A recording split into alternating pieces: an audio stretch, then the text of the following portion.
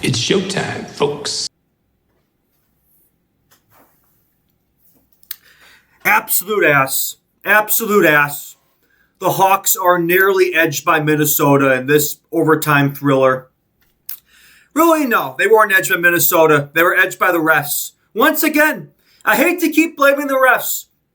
I hate to be that guy that keeps blaming the refs. But are you kidding me, man? Are you kidding me? In overtime, interference call on Ilya Mikheyev, where the Minnesota player is clearly touching the puck, possession. Pretty sure interference when you lay a hit on somebody who doesn't have the puck, who doesn't have possession of the puck. Should not have been an interference call, especially in overtime. Especially in overtime. And this call decides the game. Kirill Kaprizov ends the game in overtime.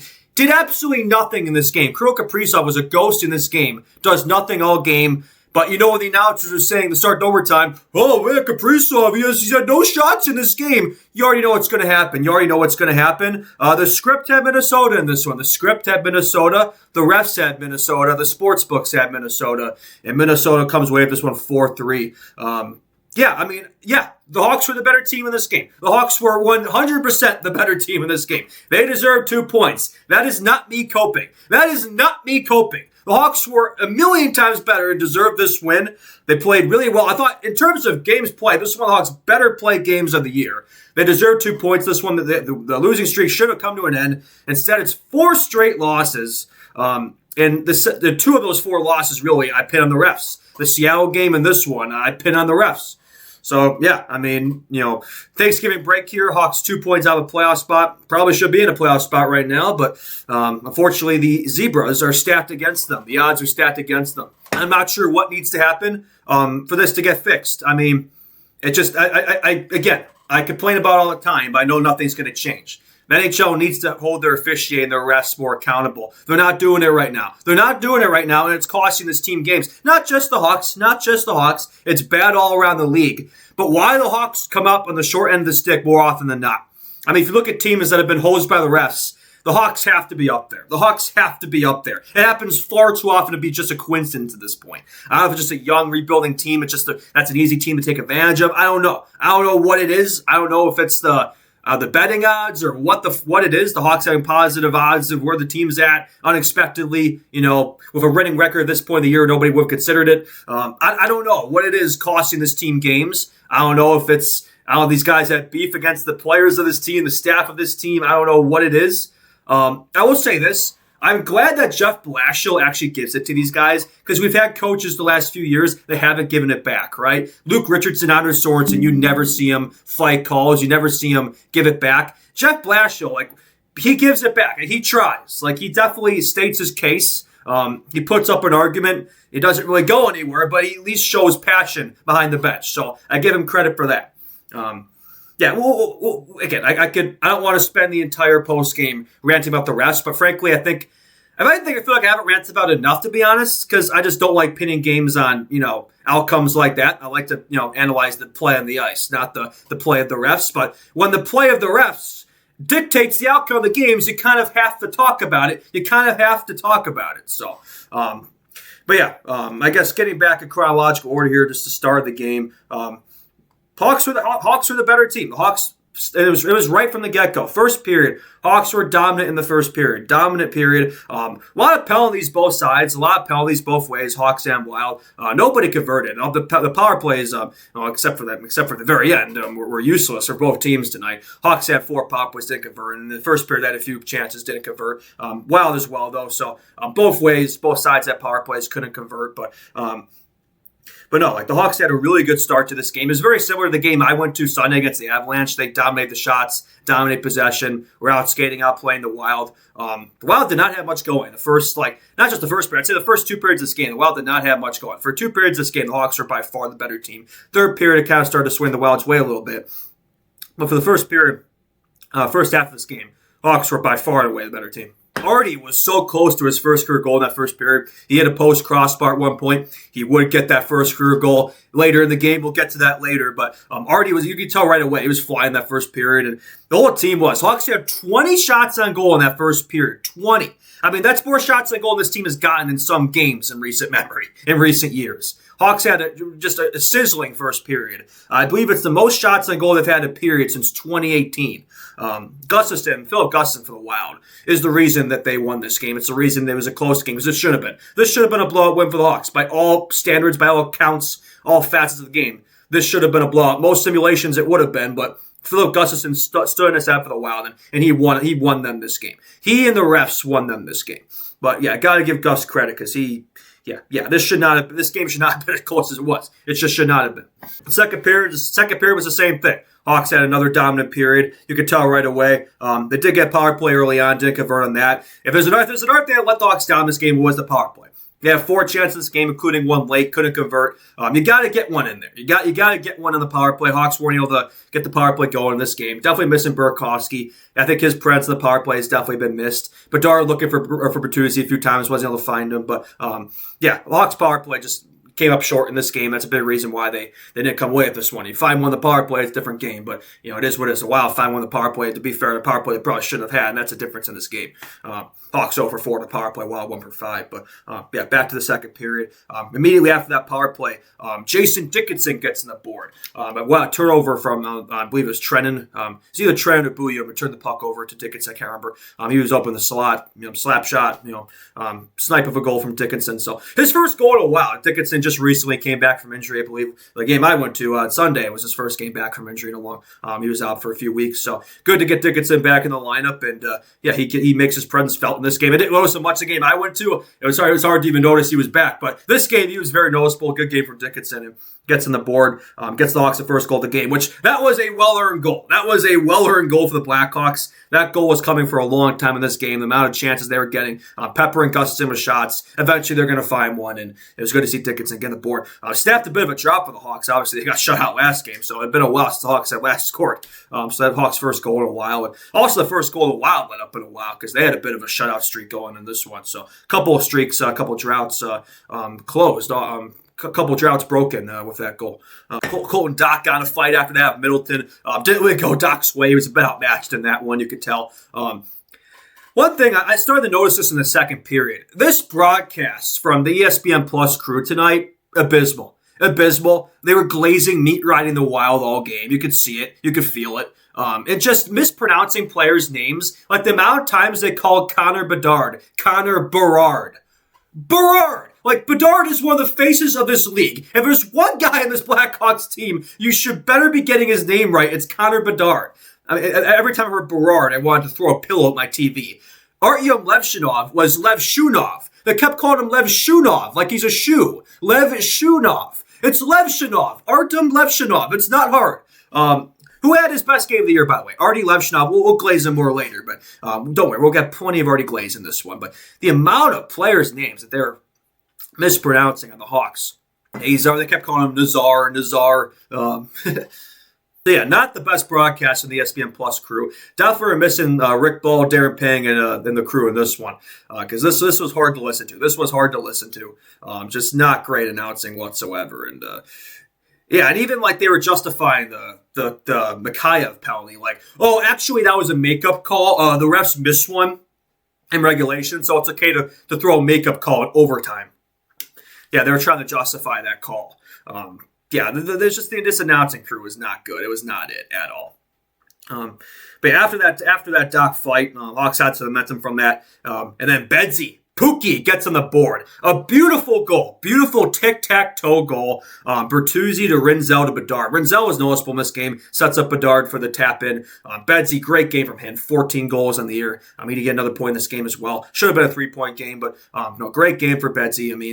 Which is to be expected. We've seen it from him all year. And another big game from him. Very noticeable with the puck all game. Every shift you notice Bedard this year, which is something you couldn't say last year. Like, there'd be some shifts, some games for Bedard where he was kind of quiet.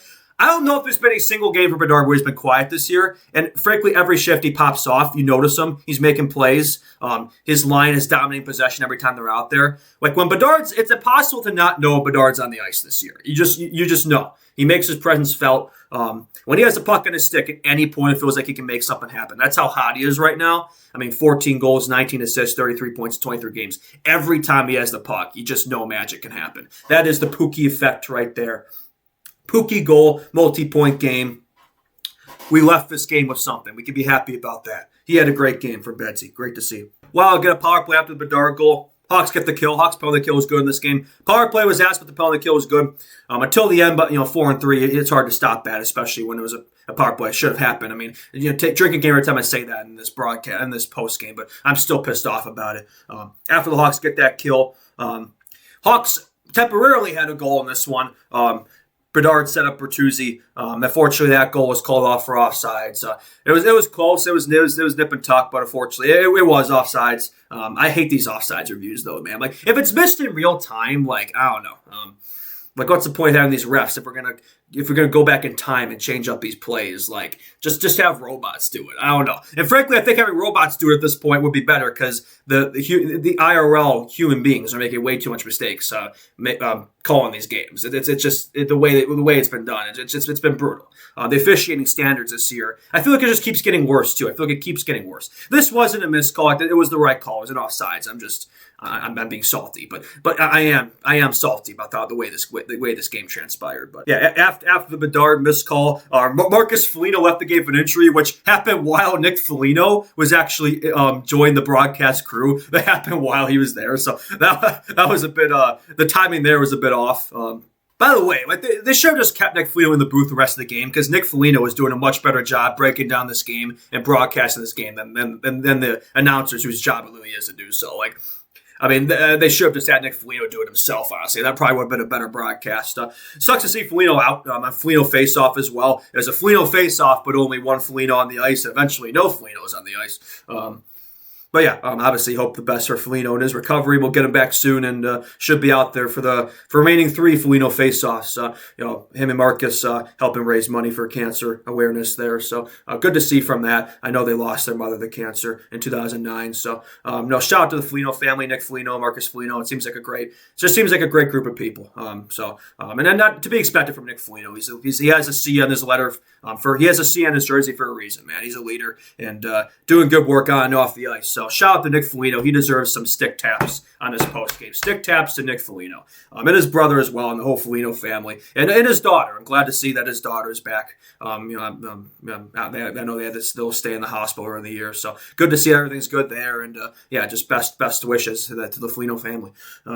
Anyway, back to the game. I just went on a little Nick Felino tangent, but it was good to see Nick. It's good to see they had him involved in this game too. They had Nick Felino. He was like throwing merchandise, throwing stuff in the crowd. So even though he's not playing, he's still staying active. He's still fulfilling his duties as a captain. So he was having fun. He was having fun in this game. You could tell. Got to call Bedard goal as well, so that was pretty sick as well. But. Yeah, afterwards, right around the time that he left, Faber got on the board for the Wild. This sucks because this goal came right as the period came to a close. There's 12 seconds left in the period. Faber gets the Wild on the board. Kind of a muffin from the point.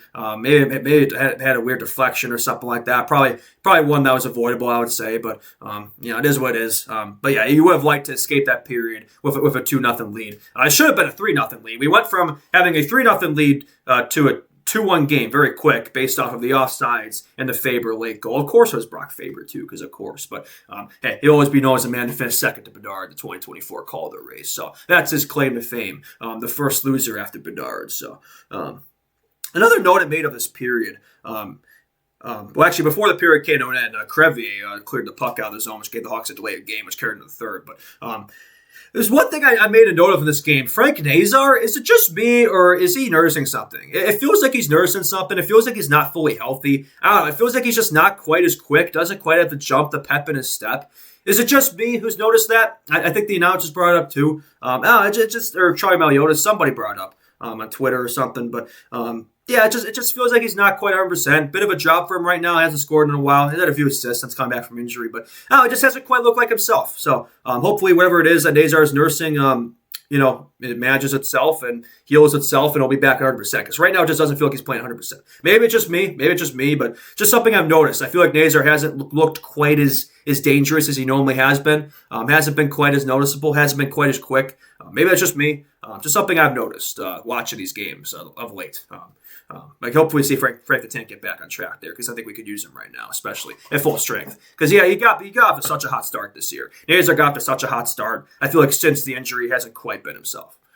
So hopefully he gets back on track. Yeah, third period, Hawks get the kill. They kill off that delay of game call. So that was a good start to the period there. Unfortunately, immediately after the Hawks get the kill, Nico Sturm tips the puck in from the point, gets a wow on the board. He's just in one of those tip-ins. That's tough. That was tough for night. I'm not going to blame him there. Those ones are tricky, but yeah, that sucks. You know, the 2-goal lead, the most dangerous lead in hockey, comes back to bite the Hawks. Just the fact that happened, Wild get the first of the game right as the second period expires, and then they tap the game pretty much right as the third period starts. It's just these quick swings of momentum. Man, it's one of these things that this young team's just going to have to learn and improve on. It's something, these swings up in the game can affect, I'd say, younger rebuilding teams more than experienced older teams. So it's just something this team's going to have to learn, right? Get used to. Because from that point on, I'd say the Wild, the third period was by far their best period of the game. It wasn't even close. They really didn't show up in the first two periods, but the third period onwards, they showed up and definitely locked it down. But yeah, I hate to see that. But Hawks do get the momentum back pretty quick, though. Arty Party Levshunov, baby. The Arty Party. We've been waiting for it. We've been waiting for Arty Levshunov to get his first career goal. He finally gets it. A beauty from Connor Bedard. The little forehand, backhand, puts it in, and then does a little Bobby Orselli after the fact gets tripped. I don't think you could script a better goal for Arty Levshunov, man. Took him a while to get it. Took him a long time to get it. What is that? He played 18 games last year. We're 22 games in this year, 23 games, 23 plus 18. It took him 41 games to get his first career goal. Half a season of play, if you combine the seasons. Hey, better late than never. I'm so happy for him. Should have been the game-winning goal. I'm mad we didn't, finish the game. That should have been the game-winning goal from Levshunov. But yeah, that was a beauty from him. And a beautiful setup from Bedard. Beautiful setup. I think we're gonna see plenty of Bedard Levshunov connections in the near future. That's our next Kane Keith right there. Yeah, Levshunov, he's been playing so much better lately, and this was his best game of the show. I'd say either this or the Maple Leafs game. This was his best game of the show. He could have had a hat trick in this one because immediately after he gets his first, he hits another crossbar. Already had 2 crossbar post connections in this game and the goal. He could have had a hat trick in this game. No, Arty was phenomenal. You could tell he's playing with confidence now, and a confident Arty is a dangerous Arty, man. His instincts are good. He's still raw, still got a lot of growing to do, but man, that kid, you could tell is going to be an absolute beast. What is that now? Goal, 11 assists, 12 points, I believe, if I'm not mistaken. So he's up there, man. He's getting up there in the Calder race. I think you got to insert him in the Calder conversation. Him, Schaefer, Demidov, probably your top 3. Williams in there as well for the Wild. Yeah, I think Levshunov's got to be in that conversation, man. If he isn't already, he's got to be in there. He was great. Probably Hawks' best player in this game, either him or Bedard. Both him and Bedard were phenomenal in this game. And yeah, just for Levshunov, I think just so happy for him. He earned that one. I don't know if there's a Hawks goal I've screamed louder for than that Arty goal. When that went in, I was on my feet. That put me on my feet. I wasn't at the game, but I felt like I was at the game reacting to that goal. Just so happy for that kid. He's improved so much. From the start of the year to now, Arty Levshunov looks like a different player. He looks like a different player. I don't know, man. We might have to get a black Arty jersey. I was thinking about a black Knight. Maybe a black Arty. It's in between Knight and Levshunov for the black jersey purchase. Hawks' next game Friday is going to be a Black Friday blackout game versus the Preds, where they will roll out the black jerseys. I haven't purchased my black jersey yet because they sold out pretty quick, but future batches, I'm sure we'll get my hands on one. And I think it's going to be one of those two. That'd be a nice Christmas gift, either a black Levshunov or a black Knight. We'll see. We'll see what decision we come to there. But no, so happy for Levshunov in this game. Pretty much immediately after, though, once again, Hawks can't hold the lead. Can't keep momentum. Matt Boldy ties it for the Wild pretty much immediately after the fact. So takes the wind out of sails there pretty quick. Connor Murphy gets in a fight. He's been physical this year, man. That's what he does. That's kind of his role. That's his job. Be a physical player, tough to play against, lay guys out. If you have to step up and fight fools, then you're going to do that. That's what Murphy does. So Hawks get a power play late. You would have liked to convert this power play. They had a few chances. Bedard had a few looks. Unfortunately, Hawks are now able to convert this power play, and it felt like I was going to come back to bite them. Because that was at the end of the game there. They could have put the game away there. Hawks could have put the game away at that late power play. This was our 4th power play of the game. Had it delivered all night. 4th time had to be the charm. Unfortunately, it was not the charm. And Hawks failed to convert, and the game goes to overtime, and you have a feeling on it. You kind of already know how it's going to go now. Hawks have not been a good team overtime this year. I believe they have, 1 win overtime shootout this year, I believe. They've lost quite a few. The record's not good for that regard. Pretty much overtime has pretty much been an automatic 1 point affair. You already got the point. You're not going to get another one for this Hawks team. They have not been delivering in overtime. But this one, not on them. No, I'm not going to blame this overtime on the Hawks. Ilya Mikheyev called for interference when the Wild player is touching the puck. His stick is touching the puck. He has possession. Mikheyev lays him out. Clean hit, clean check, nothing wrong with it. Deemed interference. Utter woke nonsense. Wild go to the power play, and you already know the guy that the announcers were saying had been quiet and done nothing all game. Kirill Kaprizov was going to step up, and that's exactly what happened. He puts it away for the Wild, and they take home the win. And yeah, just again, I already ranted about the refs at the start of this video. I don't think I need to do it again, but I'll do it again. Because fuck me, man. Honestly, the Hawks deserve this win. I'm generally mad about this one because Hawks deserve this win. But this was the ultimate vibes game, ultimate team game from the Hawks. It was a 60-man effort. The Hawks 1,000% deserve this one. They're the better team in this game. But unfortunately, when you face a team like the Wild that have been so hot, that 9-1 their last 10 games, something like that. Good teams, even when they don't play well, they just find a way. But they had some assistance in this one. I think the Wild, credit to them, they do find a way. But really, they also had a lot of help in this one. I think it's fair to say. Definitely one the Hawks should have come away with, but hey, it's hockey. It is what it is. You don't win all the games you should. You don't win all the games you should. And I don't know what the Hawks have to do to get some luck, some break their way from the refs. I don't know what they need to do to get respect from the refs. I don't know. I think maybe Davidson or somebody on the team's got to call it out. It feels like something's got to give because it's happened too often at this point to just be a coincidence and just be, it happens. It's happened too much. So something needs to happen. I don't know what. I don't know what the Hawks need to do to get some respect from the refs. And I'm sick of having to rant about it all the time, but I'm going to keep ranting about it until something happens. Not that, I don't know, there's much I don't think the NHL gives a shit about what, B-Hawk Beams has to say, but hey, I can live in Delululand, right? If enough people complain about it, right, something's got to give, right? Probably not. But yeah, Hawks unfortunately come up short in this one, narrowly edged 4-3. Hawks' next game is Friday versus the Nashville Predators, as I mentioned, Black Friday, blackout game. So yeah, that'll be a big one. Obviously, the Preds they're a weak team. They're a weak team. It's a very winnable game. I want to see the Hawks. I want to see the Hawks do this streak come to an end Friday. It should have come to an end tonight. I want to see it come to an end Friday. The vibe should be high post Thanksgiving. With black jerseys being debuted, the aura should be off the charts. The energy in the UC should be off the charts on a Friday night versus the Preds. That's got to be a win.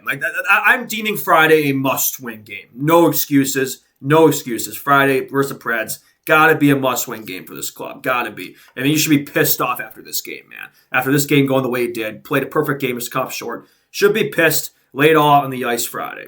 That's got to be a must-win game for the Hawks, I think. I'm deeming that a must-win game.